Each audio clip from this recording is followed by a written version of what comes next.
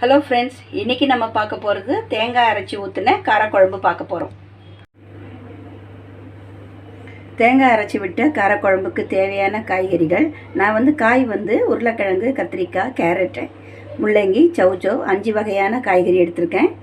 மிளகாத்தூள், கடுகு, தேங்காய், வெங்காயம், தக்காளி, எண்ணெய், உப்பு, புளி.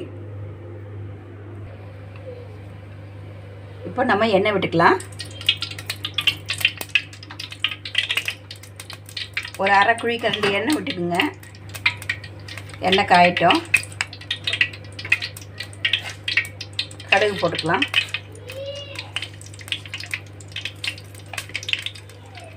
கடுகு பொரியட்டும்.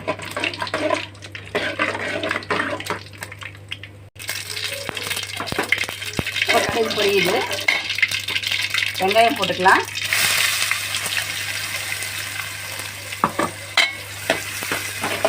வெங்காயம் நல்லா வதங்கட்டும். சால்ட்டு ஒரு பாதி சால்ட் சேர்த்துக்கலாம். சீக்கிரமாக வெங்காயம் வதங்கிடும்.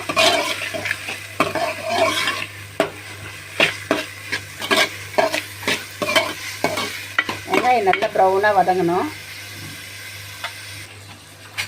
வெங்காயம் நல்லா வதங்கிடுச்சு. இப்போ நம்ம தக்காளி சேர்த்துக்கலாம். தக்காளி ஒரு 4 தக்காளி வச்சுருக்கேன். நான் 4ஆக கட் பண்ணியிருக்கேன்.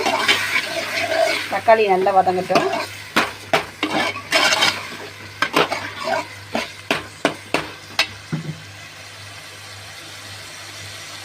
தக்காளி வதங்கட்டும். இப்போ பாருங்கள், நல்லா தக்காளி நல்லா மேஷ் ஆகிடுச்சு. இப்போ நம்ம காய்கறி போட்டுக்குவோம். காய்கறி நான் 5 வித காய்கறி வச்சுருக்கேன். உருளைக்கிழங்கு, கத்திரிக்காய், சௌச்சௌ, முள்ளங்கி, கேரட் வச்சுருக்கேன். நல்லா திருப்பிக்கலாம்.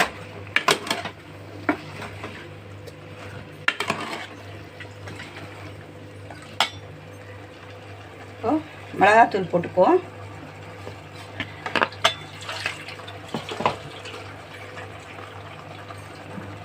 தண்ணி ஊற்றிக்கலாம்.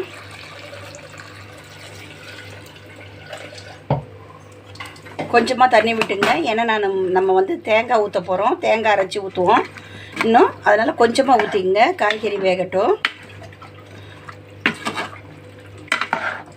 நம்ம பாதி உப்பு தான் போட்டோம். இன்னும் பாதி உப்பு போட்டுக்கலாம். இது தேங்காய் அரைச்சி ஊற்றின காரக்குழம்பு.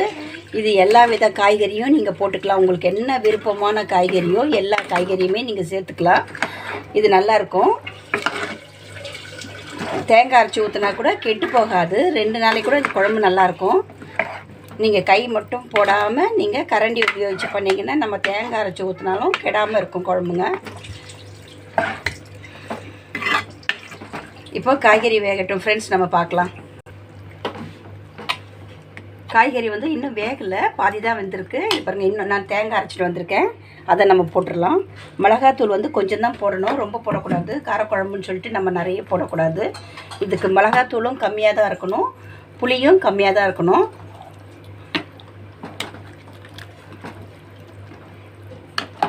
நம்ம நல்லா கலந்துக்குவோம்.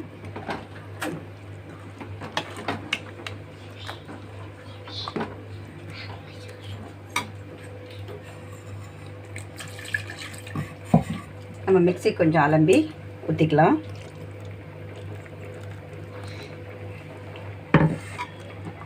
இப்போ நல்லா வேகட்டும்.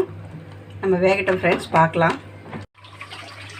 இப்போ காய்கறி எல்லா காய்கறியும் நல்லா வெந்துருச்சு. உருளைக்கிழங்கு, கத்திரிக்காய், சௌச்சௌ, முள்ளங்கி, கேரட் எல்லா காய்கறியுமே நல்லா வெந்துருச்சு.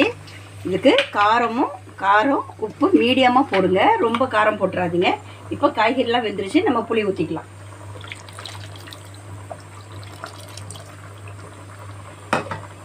புளி கொஞ்சமாக விடணும். ஒரு 3 டீஸ்பூன் இல்லை 4 டீஸ்பூன் புளி தான் ஊற்றணும்.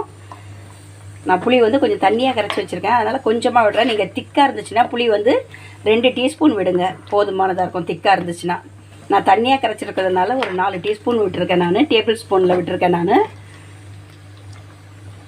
புளிப்பு சும்மா இப்போ ஒரு கொதி வரட்டும். ஒரு கொதி வந்த உடனே நம்ம தேங்காய் அரைச்சி விட்ட காரக்குழம்பு ரெடி. இப்போது ஒரு கொதி வந்துருச்சு, நம்ம புளி ஊற்றணும், ஒரு கொதி வந்துருச்சு. இப்போ பாருங்கள், நல்லா காய்கறியில் நல்லா ஆயிடுச்சு. குழம்பு சூப்பராக இருக்கும். இது கெடாது, நான் 2 நாள் ஆனாலும் கூட கெடாது.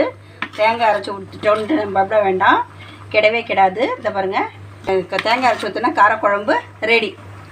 நீங்கள் இது மாதிரி ட்ரை பண்ணி பாருங்கள். இந்த மாதிரி ட்ரை பண்ணி பார்த்துட்டு கமெண்ட்டில் தெரிவிங்க.